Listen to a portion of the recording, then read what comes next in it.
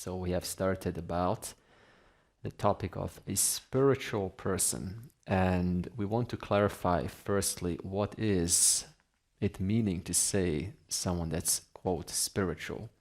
And so we want to just get some clarity so we don't just throw these words around and use them mindlessly. So we want to be conscious, deliberate speakers of what we know and what we understand. And we have gotten some very interesting words here, such as questions reality. And it's absolutely right. So one that questions about their experience, their inner experience, when they, for example, react to something, then they tend to question, why did I react to this? And do I want to keep on reacting again to this? And so one's curious enough to be, willing to look, what is triggering me to react like this to someone saying something to me in a certain way, or a person speaking to me in a certain manner? What's causing me to give my power away and respond like this? So they're curious about their inner responses. They respond. They sense there's more to life, and now this is obvious. It's self-explanatory. That means like a child, right? We start off thinking this is all there is, toys, and then it's only boys or girls. But then as we grow up, we see there's much more than just toys, boys, and girls. And so, but even as adults, we tend to stick with this narrative, and they say all there is just a good life and luxury, and this is absolutely fine. And in fact, in this tradition, we don't discard, material wealth at all. Why would you discard money?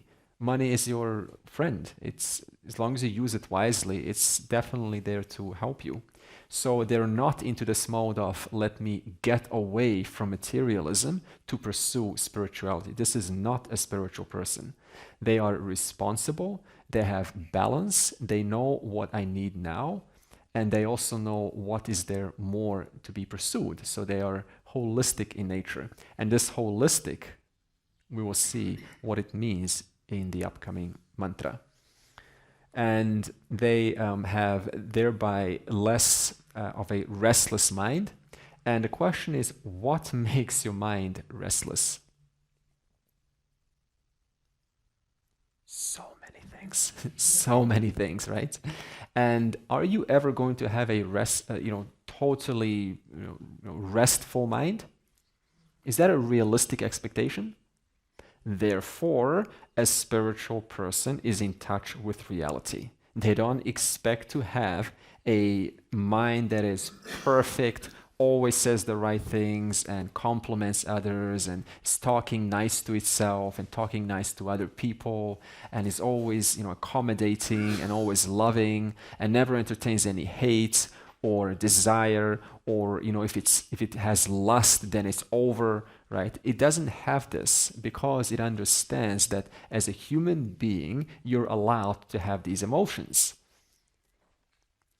And thereby, they're not about elimination, but re-looking at reality. And thereby, you simply lose your entertainment with balloons. When we were children, you pop a balloon, what happens? Right? We pop, right? Now, suppose I pop a balloon, bang. You're like, oh, okay. Suppose a child is playing balloons now in front of you. Are you hating those balloons? Are you loving those balloons? No, you're just balloons. Okay? That's called objectivity. It is neither hate-worthy, neither lovable. It's just a balloon. It has its function for a moment. Once it pops, hey, there are other things in this world. So therefore, they don't allow their mind to keep on popping constantly as worldly objects keep on popping. Because when are worldly objects not popping? When are situations not popping? Okay? They're always popping. Situations are not always working according to your favor. And so to give up one's mind and to reduce one's mind to the size of the situation, that becomes a restless mind. When I reduce my mind to the size of the situation, then you being an infinite being, are as big as the situation. You are as big as the object that you got yourself into. Thereby, they are smart enough to recognize through discrimination, I'm much bigger than this situation. And that's a fact. I'm much bigger than this breakup. I'm much bigger than this business collapse. I'm much bigger than this argument. I'm much bigger than this physical ailment. I'm much bigger than my deficiencies. I'm much bigger than my faults. I'm much bigger than in my emotional complexions. That's called discernment. So we can add one more here. A spiritual person is the one who has discernment. Discernment. Okay, we call this viveka. Viveka, not reducing oneself to the size of the situation or the object, recognizing I'm always bigger than the situation or the person or the breakup or the good things or the bad things of my life. That's called viveka. Okay, viveka. Now, one more that defines a spiritual person is what we call self-growth. So self-growth. They engage in two kinds of pursuits. Two pursuits, knowingly or unknowingly. The first is self-growth.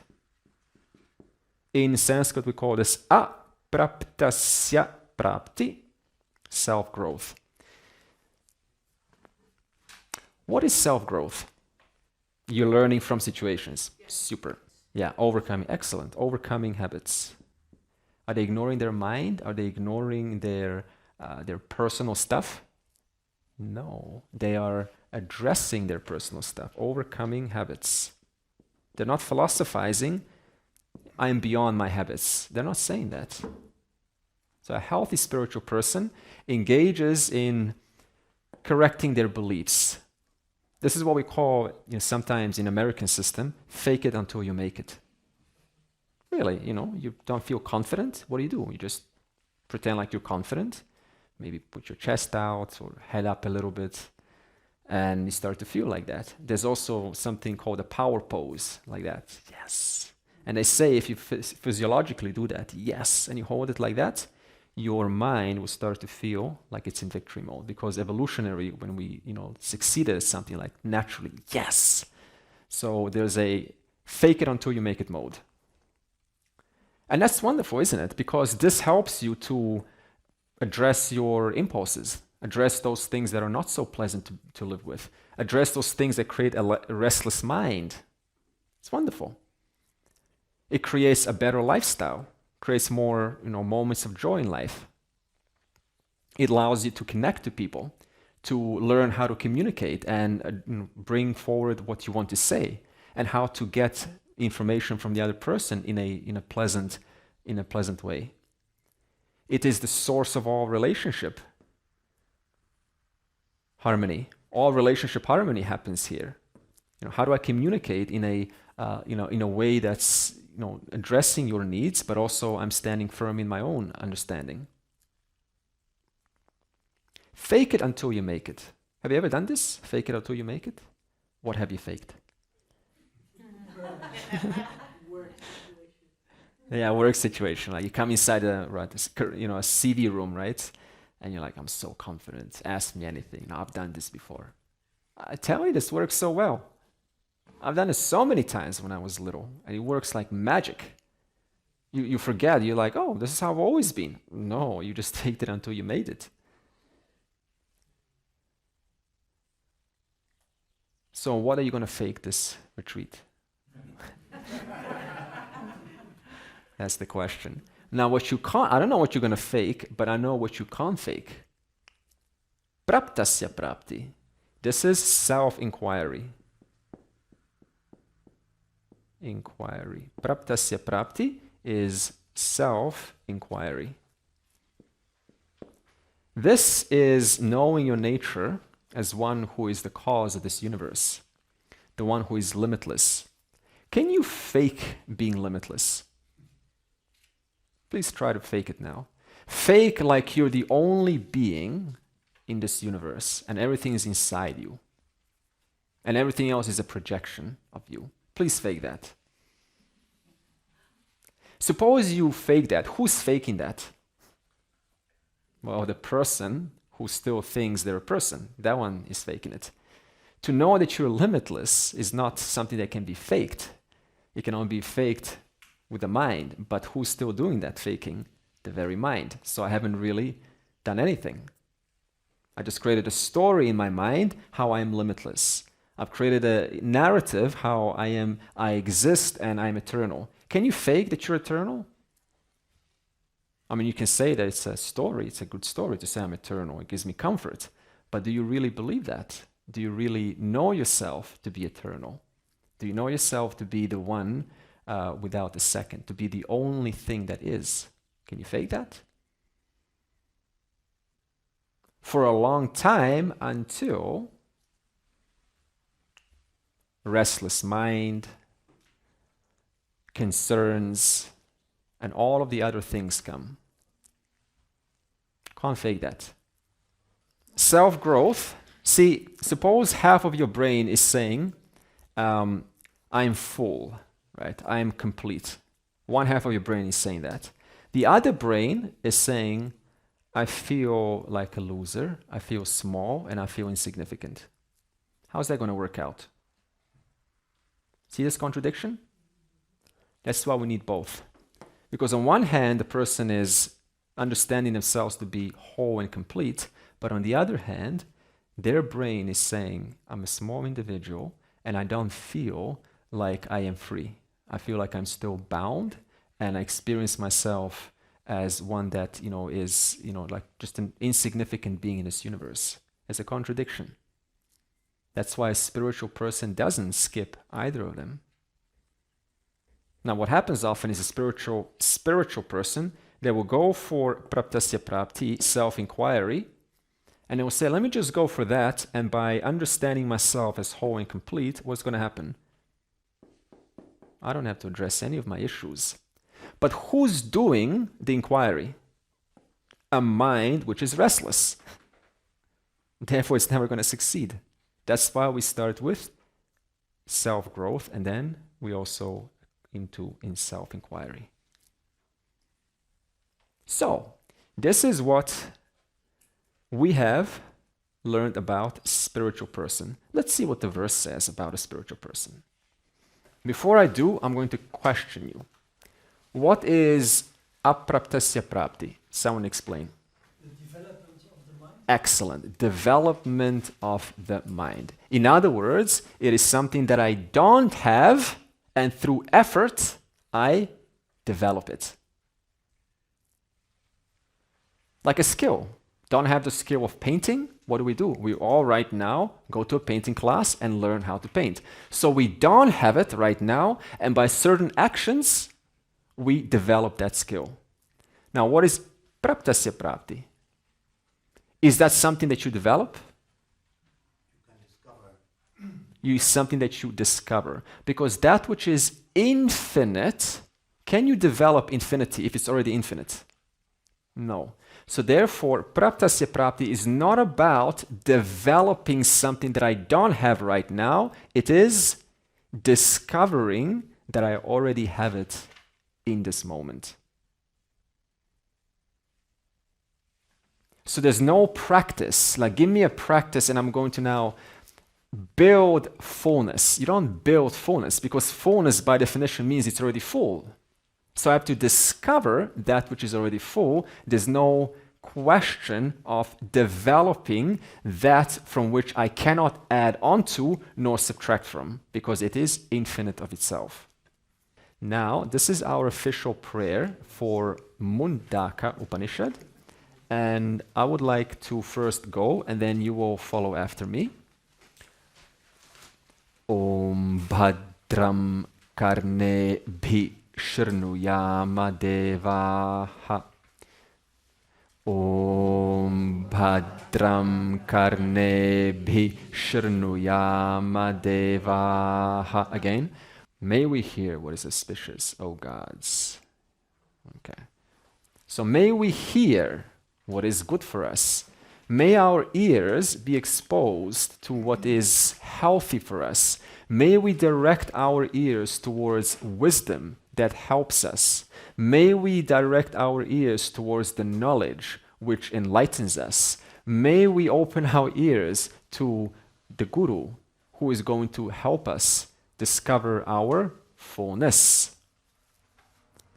Bhadram pashye makshabhir yajatraha. Bhadram pashye makshabhir yajatraha. Again. So may we have the ability to see what needs to be seen. For instance, if your eyes are exposed to a situation and you respond how you are not to respond, what's going to happen? You're going to get feedback and say, this is not the right way to respond. Like when someone breaks up, you don't give them wisdom. What do? You don't give them a mouthful. You give them a nice, just a hug or some emotional support. So may my eyes see what is to be seen. May my eyes be attuned to what is to be recognized in this moment, to what is being called for, so that I can respond accurately.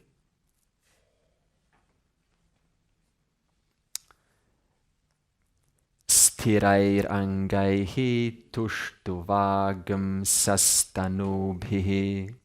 Sthirair angaihi tushtuvagam sastanubhihi. So with firm limbs. So in other words, may my body and my physical health be healthy.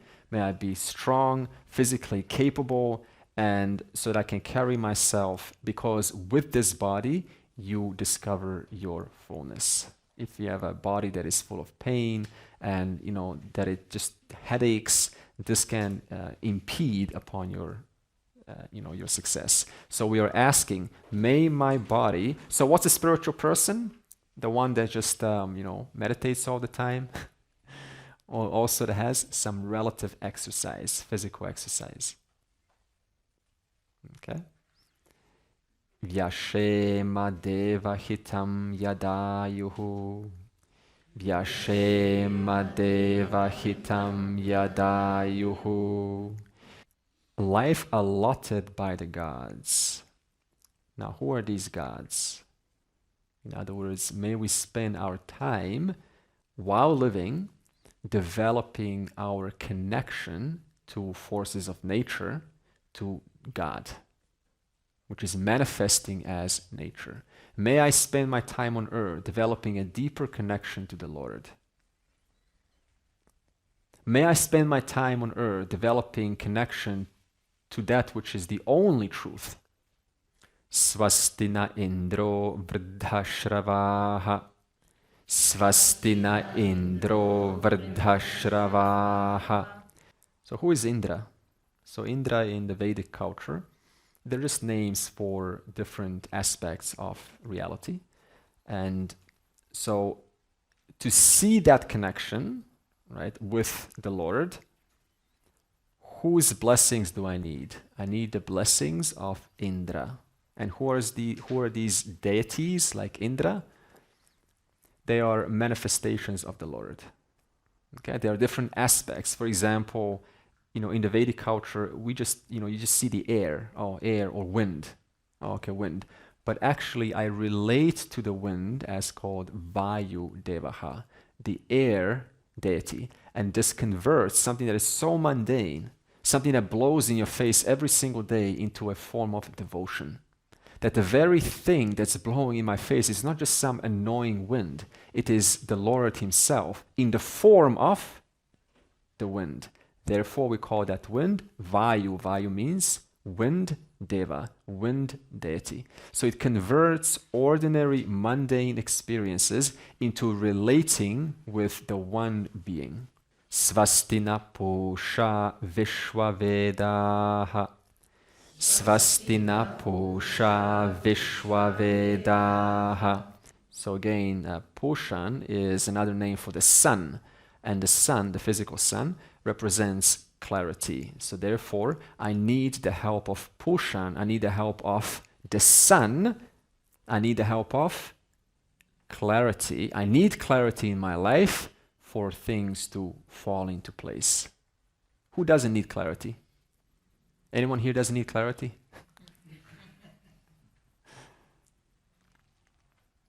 Svastinastarkshyo arishtanemihi.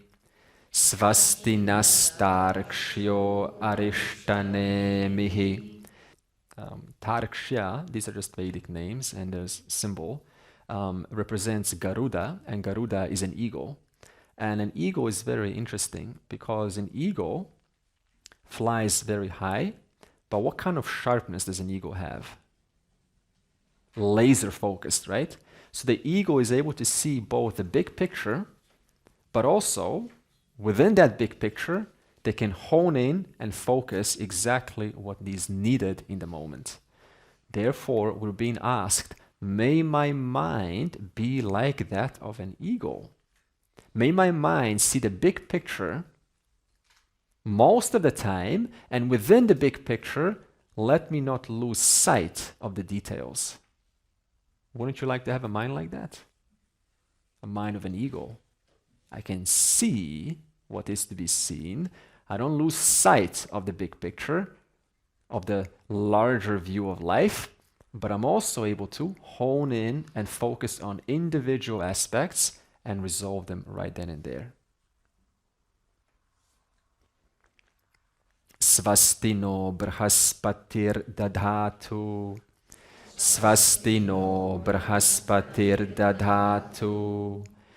I need the blessings, or may I be blessed by Brahma, here Brahaspati, may I be blessed by Brahma, and Brahma, or Creator, represents new opportunities.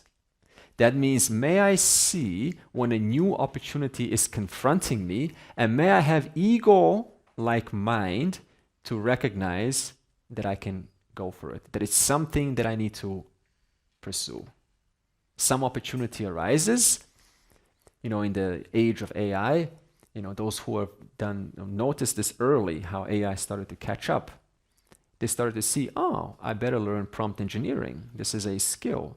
And now prompt engineers get paid, sometimes $300,000 a year because they were able to see how is this new age going to lead in the future and what kind of trajectory will it have in the future. So they saw the big picture, and they also saw what needs to change in my life right now so I can be an early riser, take advantage of the opportunity, and fly with it. So may I really see the opportunity that is in my face, and may I be smart enough to say yes to that opportunity. Wouldn't that be a lovely thing to have? The sharpness of an eagle, and when an opportunity arises you see, this, let me try this out. Let me see if there's something there for me. You check it out, it's not working, move on. But at least you have the initiative. So may I have the initiative to take those new opportunities into my life because they are opening a door for me, representing a new stage in life, which if I choose to take, wonderful things can come into my life. In fact, all great things in your life have been nothing but saying yes to opportunities. And then Om Shanti Shanti Shanti. So let's do this together. Om Bhadram Karnebhi Shrnuyama Devaha Bhadram Pashye Makshabhir Yajatraha Stirair Angaihi Tushtuvagam Sastanubhihi Vyashema Deva Hitam Yadayuhu Svastina Indro Vrdhashravaha Svastina Pusha Vishwavedaha Svastina Starkshyo Arishtanemihi Svasti no Brahaspatir Dadhatu. Om Shanti Shanti Shanti. Verse 1 and 2. Brahmadevanam pratamaha sambabhuva vishwasya karta bhuvanasya gopta saha brahma vidyam sarva vidya pratishtam atharvaya jeshta putrasya praha. And then verse 2. Atharvane yam pravadeta brahma atharva tam purovacha angire brahma vidyam saha bharadvajaya satyavahaya praha bharadvajaha angirase paravaram. Excellent. Yeah, he's got the courage to go through the whole words of unfamiliarity. So there's a lot of names here. And these two verses want to show you how all knowledge comes. And it says the first, this is the order, how knowledge comes. So everything that we know about everything, how to make computers and, laws of gravity and skills of any nature comes from Brahma, the creator. And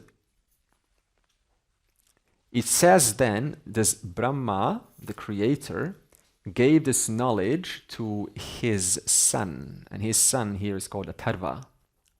Doesn't matter what the names are, it's just you have to give it some name. Okay? So it's a poetical way of leading you through, right, how knowledge started. And Atharva is the son of Brahma. And how is Atharva born? Born of sankalpa, born of thought. How is a thought, how is a person in your head born?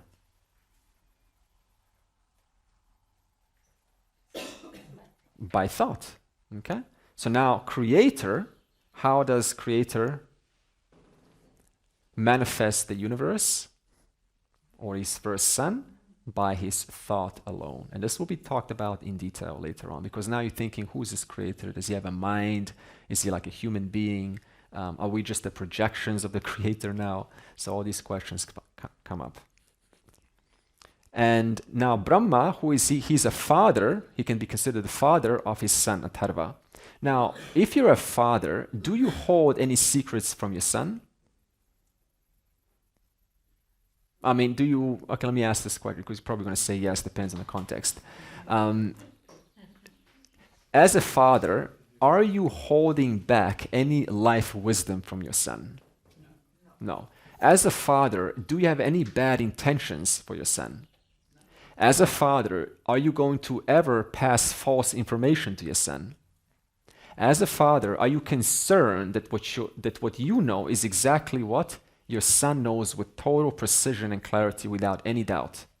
As a father, do you not want well-being for your son? So this means when Brahma passes his knowledge to his first son, then exactly what Brahma, the creator, knows is exactly what his first human being son knows. And then it continues and it says, what kind of knowledge is this that the father passed on to his son? It is sarva vidya pratishta. Sarva vidya means, sarva vidya, all knowledge. And then tishta, tishtati, which is to stand. Pra is a prefix. So that knowledge which stands before all other knowledge. Sarva vidya. We're not learning Sanskrit, by the way. I'm just using the words from the verse. Vidya. Pratishta. Okay? So sarva vidya, all knowledge, foundation.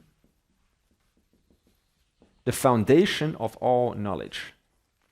So what kind of knowledge was passed to his first son? The knowledge which is the foundation of every other knowledge. That means all knowledge in the world about everything, physics, rocket science, PhD, and being a doctor, computers, geography, history, everything relies on sarva vidya pratishtha, the foundation of all knowledge. And I'm saying, I don't understand this. What do you mean by this? We will see this very soon. And then he says, gaining that knowledge, which is sarva vidya pratishtha, the foundation of all knowledge, what's going to happen? Every other knowledge is gained. Does this mean that if I know this knowledge, I will suddenly be able to fly an airplane? That's not what he's saying. He's saying something different. So if all knowledge, which is the foundation of all knowledge, knowing that knowledge, you come to see the foundation of all knowledge, then what kind of knowledge is that which is other than the foundation? And that's what we call lower knowledge, ordinary knowledge. Knowledge that, as I said, once you know, you have to know more. In other words, there's no ending to how much there is to know. And it is always knowledge of parts. If I show you addition in mathematics, you don't know subtraction. If I show you addition and subtraction, you don't know multiplication. And it can go on and on and on and on like this.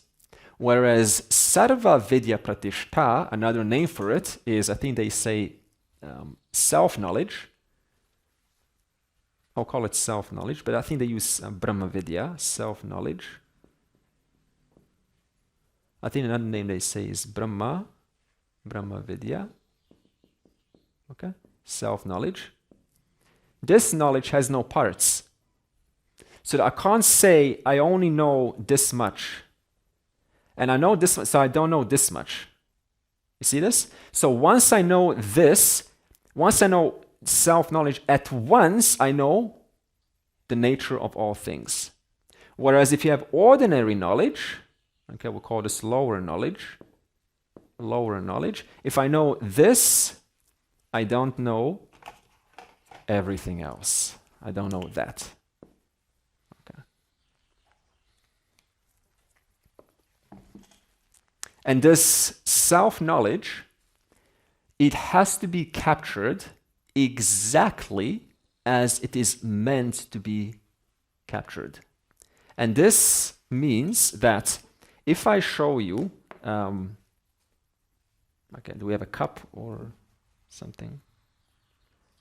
I need like an experiment. Maybe a bottle. So if I show you this, okay, and you say, what is this? What is this? It's a bottle. Now, what's inside this? Water. Now, your knowledge of what's inside this is keeping true to what's inside this. This is water. And you said it's water. So this means what you understand about this is true. But suppose this remains water, and I say, what is this? And you say it is Fanta. Is that true? You say it's Coca-Cola. Is that true? No. You have to say it is water. Why do you have to say that? Because it is true. It is water. So because it is water, I have no choice but to understand it as water. I can't say this is Coca-Cola because it's not Coca-Cola. So what kind of knowledge is self-knowledge? It is, in Sanskrit, we call vastu tantrum. I don't think there's an English equivalent. Vastu tantra. So this basically means that the knowledge, my understanding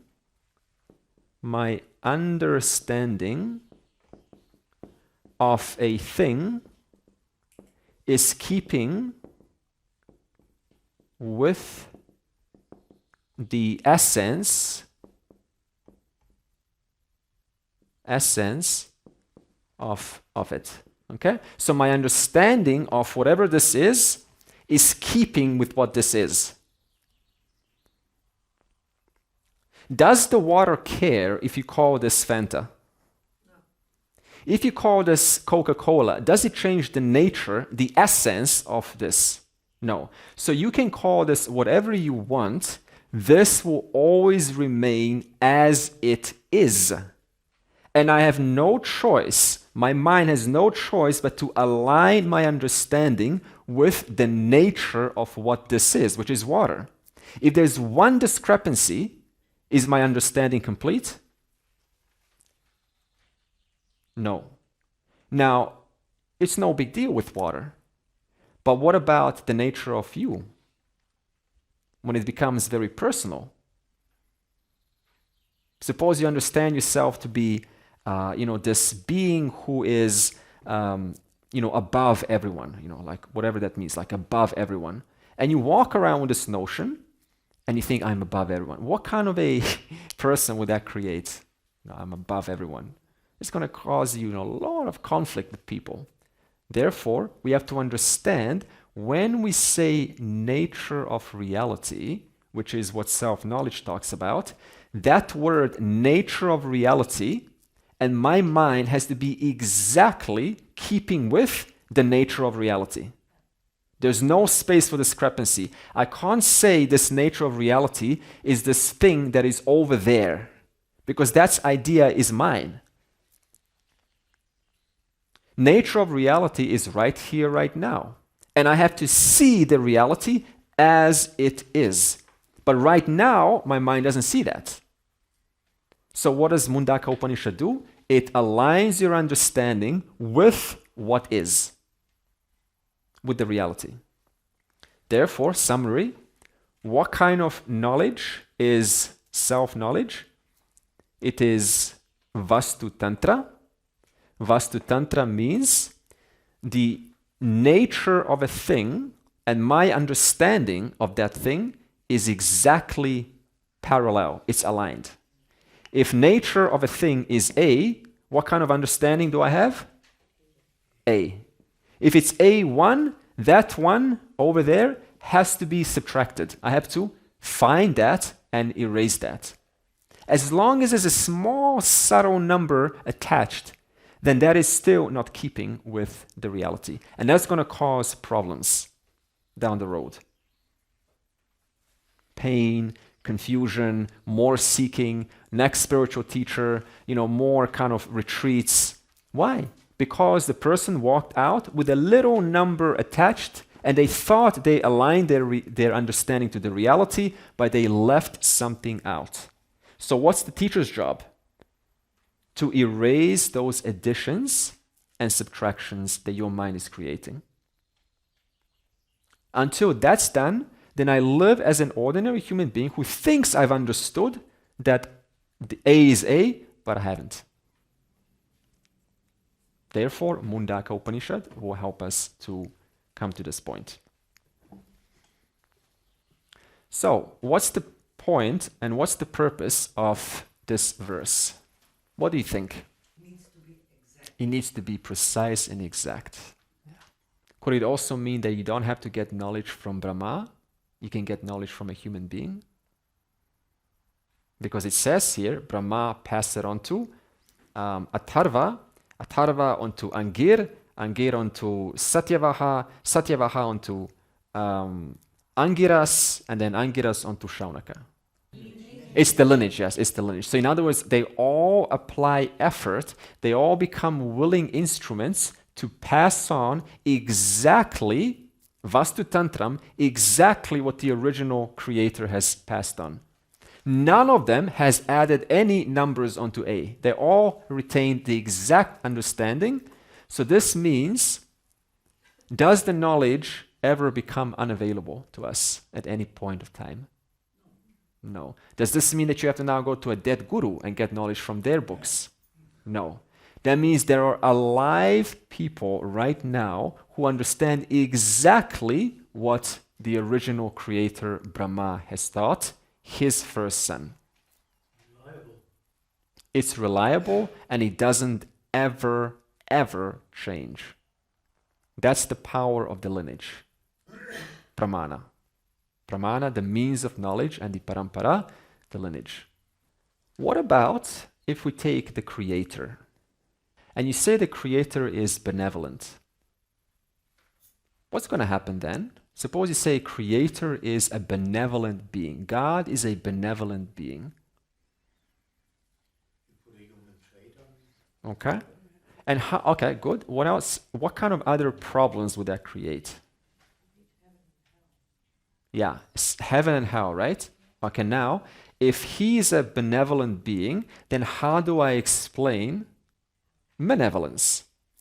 Well, I have to create the devil. Now I create two entities. Now, if Ishvara is having a hard time containing the devil, since it seems that the devil has the upper hand in this world, then what point am I gonna, what thing am I gonna make any difference in this world? If Ishvara's got a problem and can't contain evil, then why should I? You see what kind of problems this causes? One variable out, the entire life changes. Why? Because my A is not aligned to A. Therefore we say Ishvara is not. When I say Ishvara, I mean Creator for now. Okay, so far we used Brahma, Ishvara, and this word will be more and more refined. Okay? So the lineage remains exactly the same. The knowledge never gets contaminated. The knowledge comes from the original Creator, and we only ever discover that knowledge. We don't create anything new. When the wheel wasn't around, does that mean that the wheel wasn't around? No, it was around, just not discovered yet. When electricity wasn't around, does that mean the electricity wasn't around? No, it just means that we haven't tapped into the right equipment to tap into electricity. When the principle of converting energy from the sun into electricity wasn't around, does that mean that concept, that possibility didn't exist? No, it existed, we just haven't found a way to convert one into the other. So we only ever discover what's already in the field of the Lord. We only tap into Lord's infinite knowledge. Imagine how many more things are yet to be tapped into. Only 3 years ago, 4 years ago, 3 years ago, I said to you, AI, ask it anything. Would you believe it? Look at that. Only 3 years ago. You would have said, yeah, I do. I saw Her. You know, the movie Her, or 2001, right? HAL 9000. It's only in the movies. How many more things are yet to be discovered? Robots are coming up. Coming next door, near you. Watch out. They say by 2025. By 2030, that most will have robots in their house doing basic things like kitchenery and vacuuming the house and mowing the grass. So through this lineage, it comes to the student, and the student is called Shaunaka. So now Shaunaka is going to ask his teacher, called Angiras. Shaunaka ha vai mahashalaha angirasam vidhivat upasanaha papracha kasminnu bhagavaha vijnate sarvamidam vijnatam bhavati iti. So let's talk about Shaunaka's journey. So who is Shaunaka? We are Shaunaka. Okay? So now let's pretend like we're Shaunaka. And now Shaunaka approaches Angiras. Angiras is the teacher. And what kind of a student is Shaunaka? He is a mahashalaha. He is a great householder. Not a mediocre householder, not a runaway, not an escapee. He is a successful, relatively successful, highly accomplished householder who has gone through the falls of life, who has been, through the hardest of, what life has to offer, who has learned to get up, who has fallen over and learned to get up over and over again, who has relatively well-established finances, who is, in his community helping, who has a family, very involved. That's a spiritual seeker. Mahashalaha, a great householder, fully engaged in life, not running away, not philosophizing. What do you know? Not comparing and talking about things that are pointless. Just fully engaged in life with wife, I guess he's got, and kids. Gone through the pleasures of life, gone through the pains of life. So he has quite a bit of experience. And through all of that, he starts to feel inner dissatisfaction. Isn't it always like that? He starts to recognize, hey, I have all of these wonderful things. My family is established. I am established. I'm well known in the community. I've made a lot of money. I am a healthy person. I'm not that bad in my state of mind. I'm very relatively accomplished, you could say. But there's this itch, some irk in me, and it's bothering me, and I don't know what it is. It shouldn't be like this, because I've read that this is what success is. This is what happiness is. But I don't know, I can't put my finger on it. This is what he starts to feel. And how does he then, as a result of this irk, this itch, how does he approach Angiras? He says, with reverence and curiosity. Quite revealing how a student approaches a teacher. And he also, besides having honoring the teacher, having a certain respect for the speaker, the teacher, he offers him twigs. Twigs? What is this? Yeah, it could be for fire, it could be to burn his house down. Yeah. What do twigs? Twigs, like, so twigs. So now suppose you go, could be, we don't know. Yeah.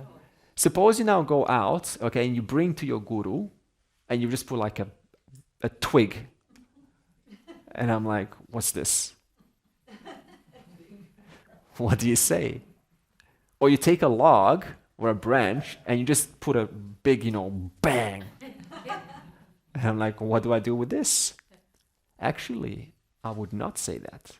I would know exactly what you did. Twig in the olden times was a symbol, a token of your commitment, a token of your surrender, because it takes a lot of courage to do something like that, to find something and to say, I commit to you, teacher, to listen and to understand the vision that the Creator has taught Atharva and it's passed on.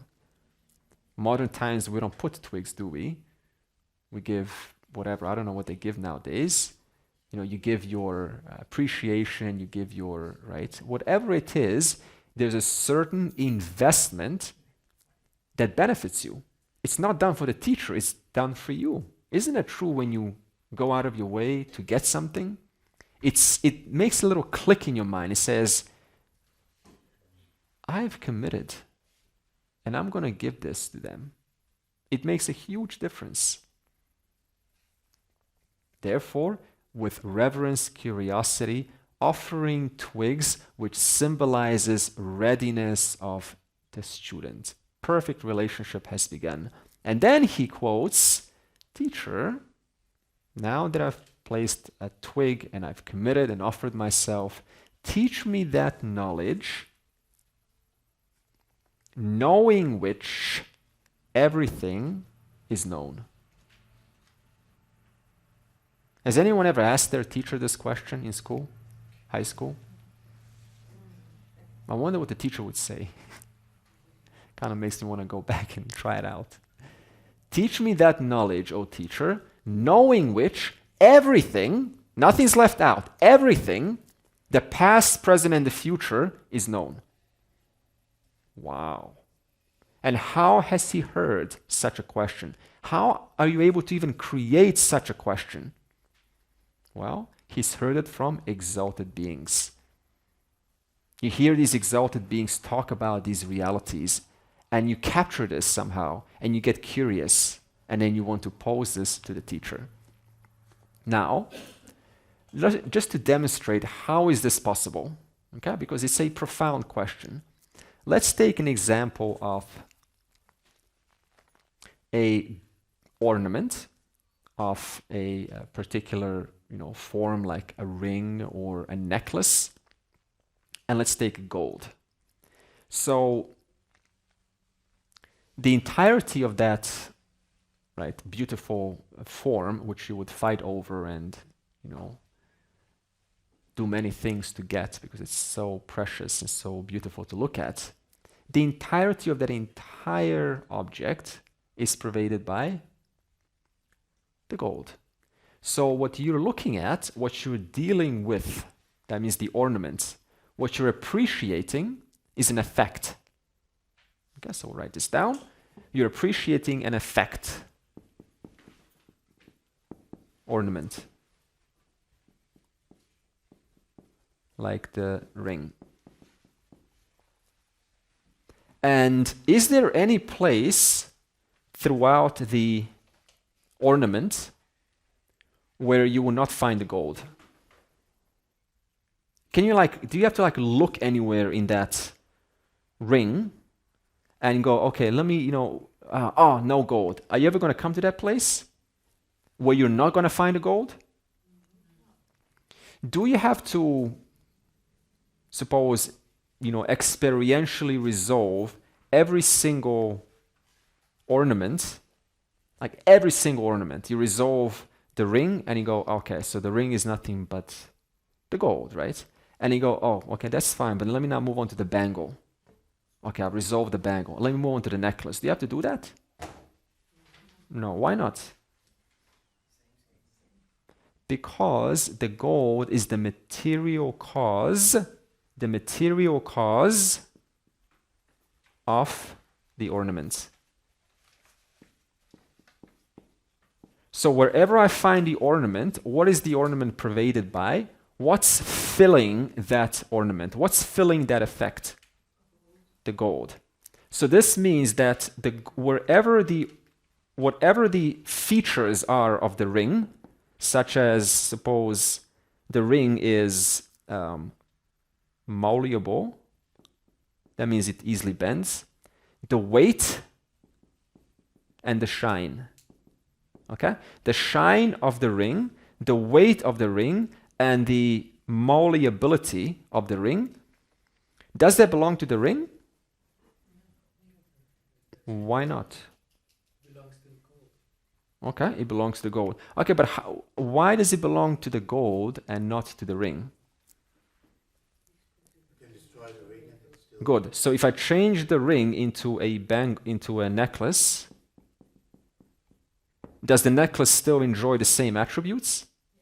Exactly the same attributes. Because the necklace is pervaded by the gold, the ring is pervaded by the gold, so there is never a moment through the entirety of the ring and the necklace where its material cause will not be found. Okay? So the gold is the material cause of the ornament. Therefore, the fullness of that ornament belongs to nothing but the gold. Therefore, no matter what ornament I talk about, suppose you have a fancy ornament made of gears. Okay? And I don't know what the name of that is. It's called a gear, right? But I don't know what the name of that is. But what is this entire gear made of? Gold. So by knowing the gold, I understand those things that are not yet known by me. I don't know what this is. This is a ring. This is a gear. Or we have another thing called suppose you don't know this is a square. But if this is nothing but the gold, do I have to know the ins and outs of the square? Do I have to even know the word square? No. Because whatever you want to call this, whatever you want to call it, in whatever language you want to call it, it is pervaded by the substance, which is the gold. So if I understand the gold, then at once I come to understand every effect. The question now is, what's the relationship between? What can you tell me about the relationship without using any special words? Plain English, between the gold and the ornament. What's the relationship? If I say, go like that, what's the relationship? It's dependent. Yeah, depends on what? Who depends on whom? Yeah, so someone said ornament depends on the gold. Why does it depend on the gold? Explain. Yeah, in other words, if I take the gold, then no matter what ornament you're talking about, there's no ornament. But if I take the ornament out, does the gold remain? Yeah, so when I say take the ornament out, what do I mean? You just melt it. You melt the ornament. You get rid of the so-called ring. You get rid of the so-called necklace. The malleability, the weight, and the shine belonging to the ring belongs to none other than the gold. So does the ring have any of its own attributes? No. Whatever the ring believes itself to be does not belong to the ring, it belongs to the gold. If the ring says, I am weight, to what does that I am, that self, belong to? The gold. If the ring says, I am shine, what does the word I am and what does the word shine belong to? The gold. Because there's nothing about the ring that is not the gold already. There's nothing that the ring can say that is outside the gold.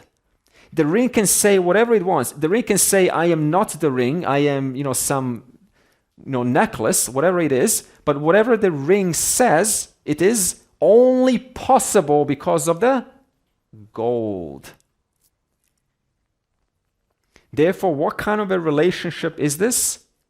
Someone said the ornament depends on the gold and the gold remains independent of the ornament. And we call this in Sanskrit satya mithya. So now if mithya means dependent, can you say that if I suppose say mithya, no, it doesn't mean dependent, it means illusion. Can I say the ring is an illusion? Can I say the ring is unreal? Because the ring has a certain reality about it. I'm talking about the ring, I'm operating as the ring, people respond to me as a ring. Therefore, I can't really dismiss the ring at all, because if I dismiss the ring, I am dismissing its very material cause, which is the material cause of all rings, all ornaments.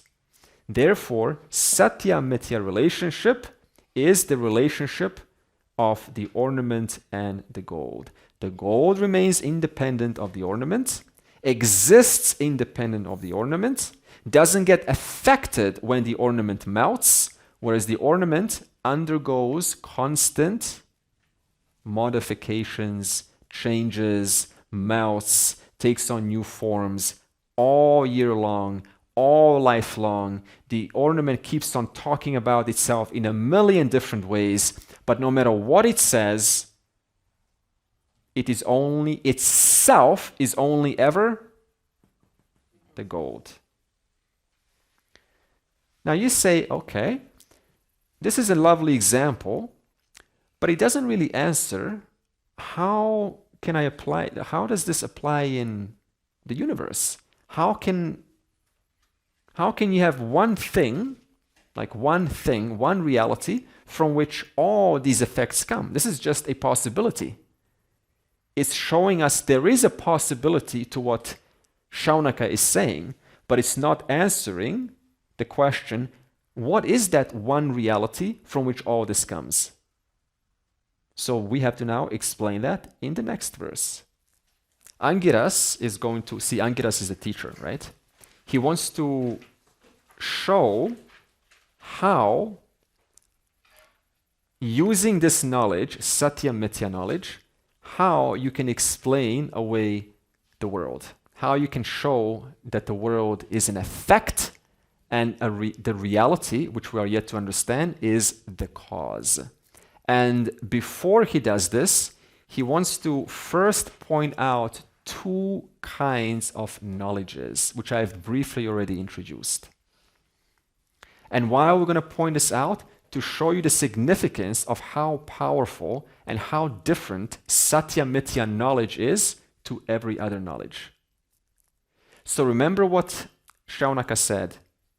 He asked his teacher, what is that knowledge, knowing which everything becomes known? Do you know what kind of knowledge that is now? I'm going to hand this out. If you already have this, it's lovely. If you don't, then just take one. And we're going to, just give me one actually. Come into groups and discuss verse 1, 2, and 3 and answer every one of these questions.